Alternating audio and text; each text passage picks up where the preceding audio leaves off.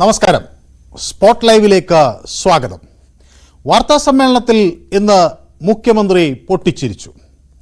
സാധാരണ മാധ്യമങ്ങളെ പരിഹസിക്കാനാണ് മുഖ്യമന്ത്രി പൊട്ടിച്ചിരിക്കാറ്. എന്നാൽ മുഖ്യമന്ത്രി ചിരിച്ചത് ഉത്തരങ്ങളിൽ നിന്ന് ഓടി രക്ഷപ്പെടാനാണെന്ന് അൻവർ ആരോപിക്കുന്നു. മുഖ്യമന്ത്രി തൻ്റെ സ്ഥാനം ഒഴിയാൻ തയ്യാറാകണം എന്നാണ് അൻവർ ആവശ്യപ്പെടുന്നത്. പകരം ബീഹാറിലെ പോലെ ലാലു പ്രസാദ് തൻ്റെ ഭാര്യയെ മുഖ്യമന്ത്രിയാക്കിയതുപോലെ ഇവിടെ മുഖ്യമന്ത്രിക്ക് മകളെ മുഖ്യമന്ത്രിയാക്കാം എന്നൊക്കെ അൻവർ പറയുന്നു. അങ്ങനെ അൻവറും മുഖ്യമന്ത്രിയും കൊമ്പുകോർക്കുകയാണ്. അതിനിടയിലാണ് തൃശൂർ പൂരം കലക്കിയതിനെ സംബന്ധിച്ചുള്ള ത്രിതല അന്വേഷണത്തിന് ഇന്ന് മന്ത്രിസഭാ യോഗം തീരുമാനിച്ചിട്ടുള്ളത്. ഇത്തരം വിഷയങ്ങളെല്ലാമാണ് ഇന്ന് സ്പോട്ട് ലൈവ് പരിശോധിക്കുന്നത്. എല്ലാവർക്കും സ്പോട്ട് ലൈവിലേക്ക് സ്വാഗതം.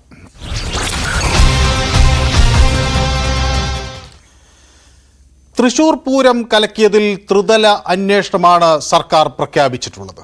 ഗൂഢാലോചന ഉണ്ടോ എന്ന് ക്രൈം ബ്രാഞ്ച് മേധാവി എച്ച് വെങ്കിടേഷിന്റെ നേതൃത്വത്തിലുള്ള സംഘം അന്വേഷിക്കും. ഉദ്യോഗസ്ഥരുടെ വീഴ്ച ഇന്റലിജൻസ് ADGP മനോജ് എബ്രഹാം അന്വേഷിക്കും. അതുപോലെ ക്രമസമാധാന ചുമതലയുള്ള ADGPയുടെ കാര്യത്തിൽ വീഴ്ചയുണ്ടായോ എന്ന് സംസ്ഥാന പോലീസ് മേധാവി അന്വേഷിക്കുമെന്നും മുഖ്യമന്ത്രി വ്യക്തമാക്കി. തൃശൂർ പൂരം അലങ്കോലമാക്കാൻ നടന്ന ശ്രമം,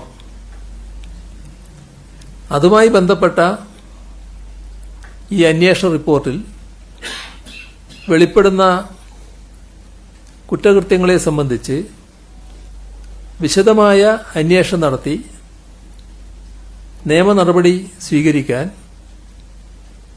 സംസ്ഥാന ക്രൈംബ്രാഞ്ച് മേധാവിയായ ADGP എച്ച് വെങ്കടേഷ് IPSന്റെ നേതൃത്വത്തിൽ ഒരു പ്രത്യേക അന്വേഷണ സംഘത്തെ ചുമതലപ്പെടുത്തുക. പൂരവുമായി ബന്ധപ്പെട്ട ചുമതലകൾ നൽകിയിരുന്ന വിവിധ വകുപ്പുകളിലെ ഉദ്യോഗസ്ഥർ അവിടെയുണ്ടായിരുന്നു. ആ ഉദ്യോഗസ്ഥരിൽ ആരുടെയെങ്കിലും ഭാഗത്തു നിന്ന് എന്തെങ്കിലും വീഴ്ചകൾ ഉണ്ടായിട്ടുണ്ടെങ്കിൽ അത് അന്വേഷിച്ച് റിപ്പോർട്ട് ചെയ്യുന്നതിനായി ഇന്റലിജൻസ് ADGP മനോജ് എബ്രഹാം IPSനെ ചുമതലപ്പെടുത്തുന്നു. ക്രമസമാധാന ചുമതലയുള്ള ADGPയുടെ ഭാഗത്ത് വീഴ്ചയുണ്ടായതായി സംസ്ഥാന പോലീസ് മേധാവി റിപ്പോർട്ട് ചെയ്തിട്ടുണ്ട്. ആ സാഹചര്യത്തിൽ അതേക്കുറിച്ച് പരിശോധിച്ച് വിശദമായ റിപ്പോർട്ട് നൽകാൻ സംസ്ഥാന പോലീസ് മേധാവിയെ മന്ത്രിസഭാ യോഗം ചുമതലപ്പെടുത്തിയിരിക്കുന്നു. യെസ്, ADGPയുടെ റിപ്പോർട്ട് സമഗ്രമായിരുന്നില്ല എന്നാണ് മുഖ്യമന്ത്രി പിണറായി വിജയൻ പറയുന്നത്. കേരളത്തിലെ സാമൂഹിക അന്തരീക്ഷത്തെ അട്ടിമറിക്കാനുള്ള ശ്രമങ്ങൾ പൂരത്തിനിടയിൽ നടന്നു എന്ന് മുഖ്യമന്ത്രി പറയുന്നു. ആസൂത്രിതമായിരുന്നു ആ ശ്രമങ്ങൾ എന്നാണ് മുഖ്യമന്ത്രിയുടെ ആരോപണം. അത് ഗൗരവമായി കാണും എന്നും മുഖ്യമന്ത്രി പറയുന്നു. കേരളീയ സമൂഹത്തെ ആകെ ബാധിക്കുന്ന ഗൗരവമേറിയ വിഷയമാണ് എന്ന് മുഖ്യമന്ത്രി ഈ വിഷയത്തെ പറയുന്നു. പൂരവുമായി ബന്ധപ്പെട്ട് നടന്ന കുറ്റകൃത്യങ്ങൾ ഉണ്ടെങ്കിൽ അതും പരിശോധിക്കും എന്നാണ് മുഖ്യമന്ത്രി വ്യക്തമാക്കുന്നത്. TG സജിത്ത് വാർത്തയുടെ കൂടുതൽ വിശദാംശങ്ങളുമായി നമുക്കൊപ്പം ചേരുന്നു. സജിത്തെ, ഈ വിഷയം പൂരം ഇന്ന് CPIയുടെ എക്സിക്യൂട്ടീവ് യോഗം ചേരുകയാണ്. സംസ്ഥാന എക്സിക്യൂട്ടീവ് യോഗം ചേരുന്നു. വലിയ സമ്മർദ്ദം CPIയുടെ ഭാഗത്തു നിന്ന് ഉണ്ട്. ഇതിലെന്തെങ്കിലും ഒരു കൃത്യമായൊരു നിലപാട് പറയേണ്ട ഒരു സമ്മർദ്ദത്തിലേക്ക് മുഖ്യമന്ത്രി എത്തിയിരിക്കുന്നു. ഒരു വശത്ത്, മറ്റൊരു വശത്ത് അൻവറിനെ പ്രതിരോധിക്കേണ്ട ഒരു സാഹചര്യവും. ഒരേ സമയത്ത് അൻവറിനെ പ്രതിരോധിക്കണം, അതേസമയം CPIയെ തൃപ്തിപ്പെടുത്തുകയും വേണം. അങ്ങനെയുള്ള ഒരു തൃശങ്കുവിലാണോ മുഖ്യമന്ത്രി ഉള്ളത്?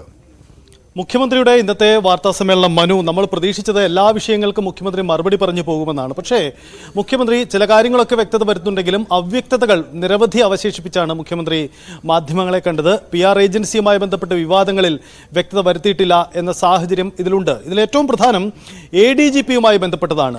PR ഏജൻസിയെ സംബന്ധിച്ചുള്ള കാര്യത്തിൽ വ്യക്തത അദ്ദേഹം വരുത്തിയില്ല. അദ്ദേഹം പറഞ്ഞല്ലോ അത് ഒരാളുടെ മകനാണ്, അതുകൊണ്ടാണ് അവർക്ക് അതിനുള്ള അവസരം കൊടുത്തത്. അവർ കൂടെ വന്നിരുന്ന ആൾ ഈ ഏജൻസിയിലുള്ള ആളാണോ എന്ന് താൻ അറിഞ്ഞില്ല. പത്രം അത് തിരുത്തി. അപ്പോൾ അതിൽ ഇനി അവ്യക്തത എന്തെങ്കിലും ഉണ്ടോ? തീർച്ചയായും അവ്യക്തതകളുണ്ട്. കാരണം ഈ PR ഏജൻസിയുമായി സർക്കാരിന് ബന്ധമില്ലെന്ന് പറയുമ്പോഴും പലതരത്തിലുള്ള ആക്ഷേപങ്ങൾ ഉയരുന്നുണ്ട്. അത് ഈ സർക്കാരിൻ്റെ തുടക്കകാലവുമായി ബന്ധപ്പെട്ടാണ്. കാരണം സർക്കാർ നേരിട്ട് PR ഏജൻസിയുമായി ധാരണയുണ്ടാക്കുന്നത് സർക്കാർ തലത്തിൽ ഏതെങ്കിലും കരാറുമായി ബന്ധപ്പെട്ടല്ല, മറിച്ച് കരാറുകളില്ലാതെ അവരുമായി ധാരണയുണ്ടാക്കുന്നു, അത് മുന്നോട്ട് കൊണ്ടുപോകുന്നു. പിന്നീട് മറ്റേതെങ്കിലും പദ്ധതിയുമായി ബന്ധപ്പെട്ടോ മറ്റ് കരാറുകളോ സർക്കാരിൻ്റെ മറ്റ് പദ്ധതികൾ പങ്കുവയ്ക്കലോവുമായി ബന്ധപ്പെട്ട നിരവധി PR ഏജൻസികളെ സർക്കാർ അങ്ങനെ ഉപയോഗപ്പെടുത്തി എന്നത് പ്രതിപക്ഷത്തിൻ്റെ ഒരു ആരോപണമാണ്. ഇതടക്കമുള്ള വിഷയങ്ങളുണ്ട്. മുഖ്യമന്ത്രി എന്തായാലും ഈ PR ഏജൻസിയുമായി ബന്ധപ്പെട്ട വിവാദത്തിൽ അത് ഒരു പാർട്ടി നേതാവിൻ്റെ മകൻ്റെ നിർദ്ദേശപ്രകാരം താൻ അങ്ങനെ ചെയ്തു എന്ന കാര്യമാണ് പറയുന്നത്. പക്ഷേ അതിനപ്പുറത്തേക്ക് മറ്റു കാര്യങ്ങൾ ഉണ്ടായില്ല. അതായത് ഒരു സംസ്ഥാന മുഖ്യമന്ത്രി ഇക്കാര്യത്തിൽ അദ്ദേഹം പറഞ്ഞ കാര്യങ്ങൾ, അദ്ദേഹം പറയാതെ ഉള്ള കാര്യങ്ങൾ അച്ചടിച്ചു വന്നെങ്കിൽ അതിൽ പിഴവ് പറ്റിയിട്ടുണ്ട്. ഒരു മാധ്യമത്തിൻ്റെ ഖേദപ്രകടനത്തിനപ്പുറത്തേക്ക് ഇതിലൊരു അന്വേഷണമോ അല്ലെങ്കിൽ എന്താണ് സംഭവിച്ചതെന്ന കാര്യത്തിൽ വ്യക്തത വരുത്താനോ സർക്കാർ തയ്യാറായിട്ടില്ല എന്ന വിഷയം ഉന്നയിക്കുകയാണ്. അതിൽ പ്രധാനമായും മുഖ്യമന്ത്രി വ്യക്തത വരുത്തിയില്ല എന്ന വാദം മാധ്യമങ്ങളുടെ വിമർശനമല്ല. തൊട്ട് മുമ്പ് വർഗീസ് ജോർജ് എന്ന RJDയുടെ ഇടതുമുന്നണിയുടെ പ്രധാനപ്പെട്ട ഘടകകക്ഷി നേതാവാണ് പറയുന്നത് മുഖ്യമന്ത്രി ഈ PR ഏജൻസി വിവാദത്തിൽ വ്യക്തത വരുത്തിയിട്ടില്ല, മുഖ്യമന്ത്രി അതിൽ അന്വേഷണം പ്രഖ്യാപിക്കണമായിരുന്നു. അത് തൃപ്തമല്ല എന്ന് പറയുന്നത് പൊതുജനങ്ങളോ മാധ്യമങ്ങളോ അല്ല, മറിച്ച് ഇടതുമുന്നണിക്കകത്ത് തന്നെ അതിൽ ഭിന്നതയുണ്ട് എന്ന് വ്യക്തമാണ്. അത് സ്വാഭാവികമായും മുഖ്യമന്ത്രിയുടെ വാർത്താ സമ്മേളനത്തിലൂടെ തന്നെ തൃപ്തരാവാതെ നിൽക്കുന്നത് ഘടകകക്ഷികളാണ്. വരും ദിവസങ്ങളിൽ അത് ആ തരത്തിൽ പ്രകടമാവുകയും ചെയ്യും. രണ്ടാമത്തെ കാര്യം, ADGP വിവാദത്തിലേക്ക് വന്നാൽ ADGPക്കെതിരെ സമഗ്ര അന്വേഷണം പ്രഖ്യാപിച്ചു, പൂരവിവാദം സർക്കാർ വീണ്ടും അന്വേഷിക്കുന്നു എന്ന പ്രഖ്യാപനങ്ങളൊക്കെ നടത്താം. പക്ഷേ അതിനപ്പുറം ADGP അജിത് കുമാർ വീണ്ടും തൽക്കാലത്തേക്കെങ്കിലും സുരക്ഷിതനാണ് എന്ന ഒരു ചിത്രം കൂടി മുഖ്യമന്ത്രിയുടെ വാർത്താ സമ്മേളനത്തിന് ശേഷം പുറത്തു വരുന്നുണ്ട് എന്ന സാഹചര്യമുണ്ട്. അതായത് ADGPക്കെതിരെ നടപടിയെടുക്കണമെങ്കിൽ വീണ്ടും ഒരു അന്വേഷണ റിപ്പോർട്ട് പുറത്തു വരണം. അതിൻ്റെ സമയ കാലയളവ് എത്രയാണ് എന്നതിലും മുഖ്യമന്ത്രി വ്യക്തത വരുത്തിയിട്ടില്ല. മുഖ്യമന്ത്രി ഇന്ന് ADGP അജിത് കുമാറിനെതിരെ നടത്തിയ ഒരു പരാമർശമെന്ന് നമുക്ക് പറയാനാവുന്നത് DGPയുടെ റിപ്പോർട്ടിൽ ADGP അജിത് കുമാറിന് വീഴ്ച പറ്റിയിട്ടുണ്ട് എന്ന കാര്യം പരാമർശിച്ചിട്ടുണ്ട് എന്ന കാര്യം മുഖ്യമന്ത്രി സ്ഥിരീകരിച്ചിട്ടുണ്ട്. അതാണ് മുഖ്യമന്ത്രി ഇതുവരെ ഇക്കാര്യത്തിൽ പറഞ്ഞിട്ടുള്ള കാര്യം. എന്തായാലും ADGPക്കെതിരെ നടപടി ഉണ്ടാകുമെന്ന സൂചന മുഖ്യമന്ത്രി പങ്കുവയ്ക്കുന്നുണ്ട്, അത് തർക്കമില്ല. പക്ഷേ അത് എപ്പോൾ എങ്ങനെ എന്നതാണ് വിഷയം. ഇവിടെ മുഖ്യമന്ത്രിക്ക് തൃപ്തിപ്പെടുത്തേണ്ടി വരുന്നത് സ്വന്തം പാർട്ടിയിലെയും ഘടകകക്ഷികളിലെയും നേതാക്കളാണ്. അല്പസമയം മുമ്പ് CPIയുടെ എക്സിക്യൂട്ടീവ് യോഗം പൂർത്തിയായി.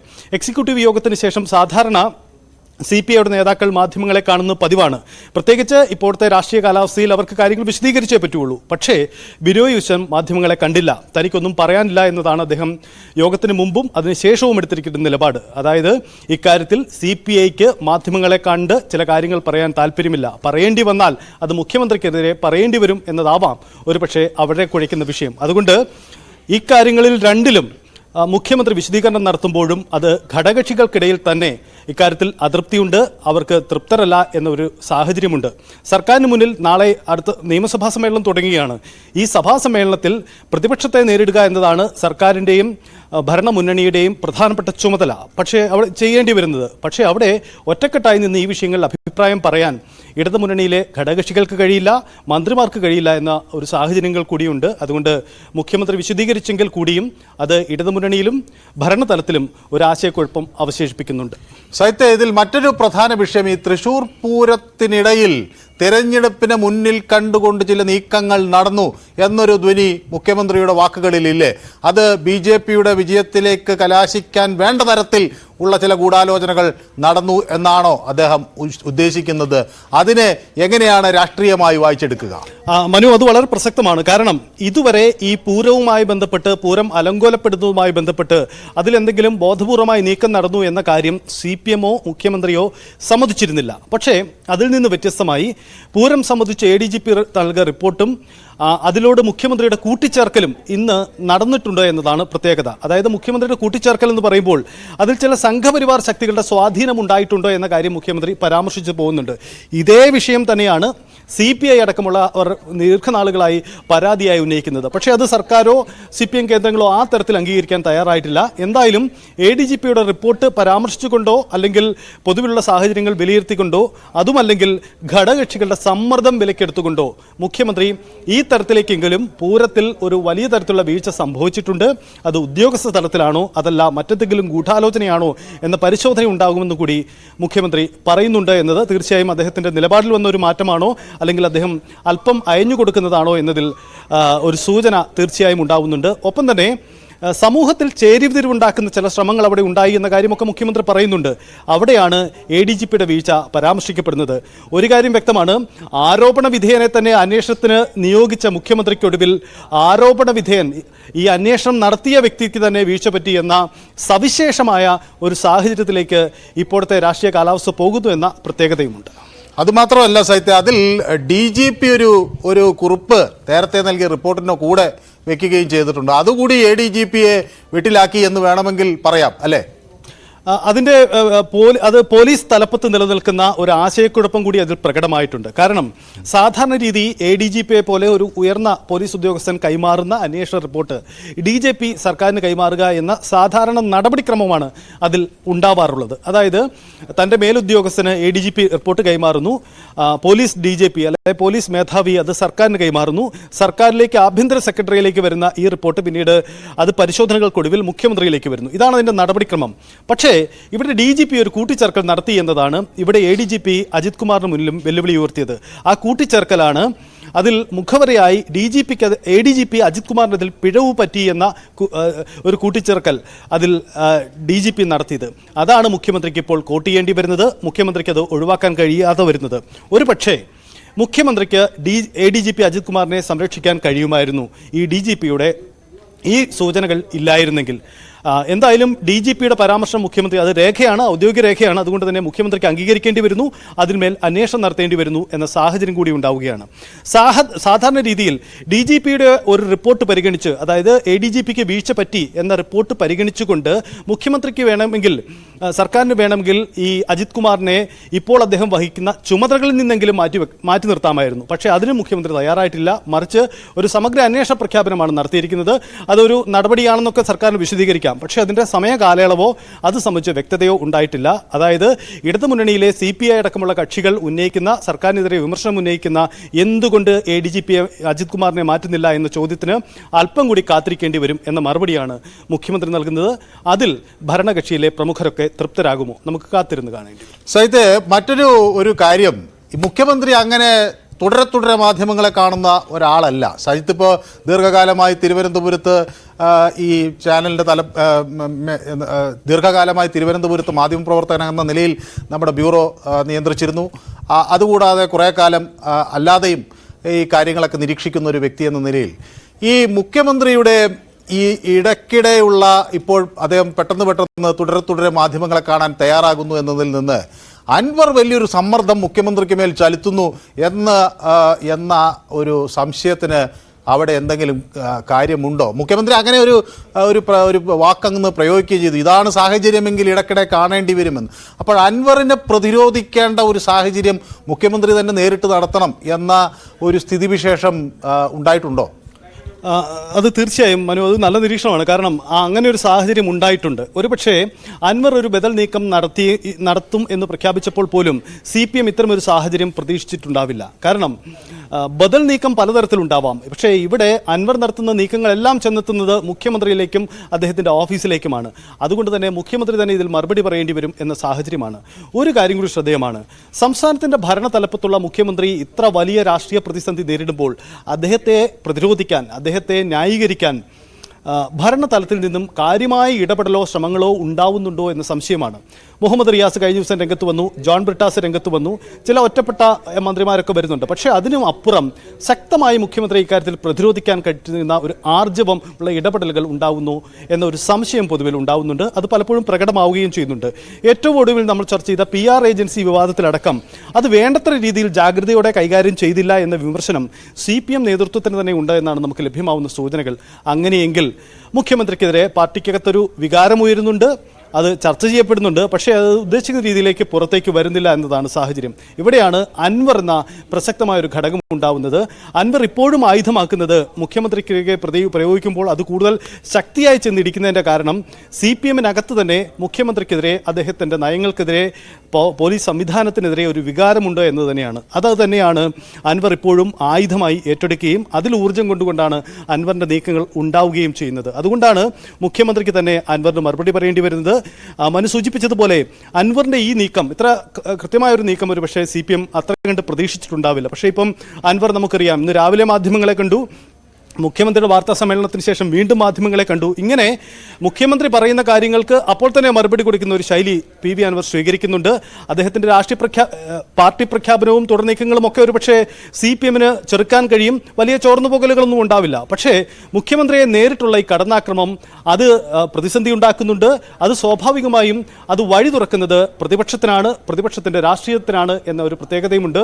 സഭാ സമ്മേളന കാലയളവിൽ അൻവർ ഉയർത്തിവിട്ട ആയുധങ്ങളെ പിൻപറ്റിയാവും പ്രതിപക്ഷത്തിന്റെ നീക്കം എന്നതും നമുക്ക് കാണാനിരിക്കുന്നതാണ്.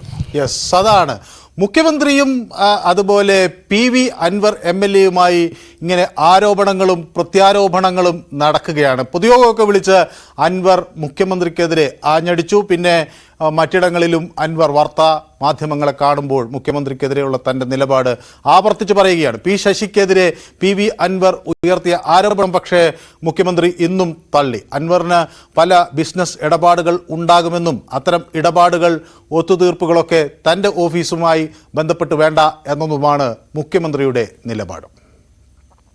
അൻവറിന്റെ ശീലത്തിൽപ്പെട്ട കാര്യങ്ങൾ പറയുന്നതായിരിക്കുന്നു. അതൊന്നും ഞങ്ങളെ ഓഫീസിലുള്ള ആൾക്ക് ബാധകമായിട്ടുള്ള കാര്യമല്ല.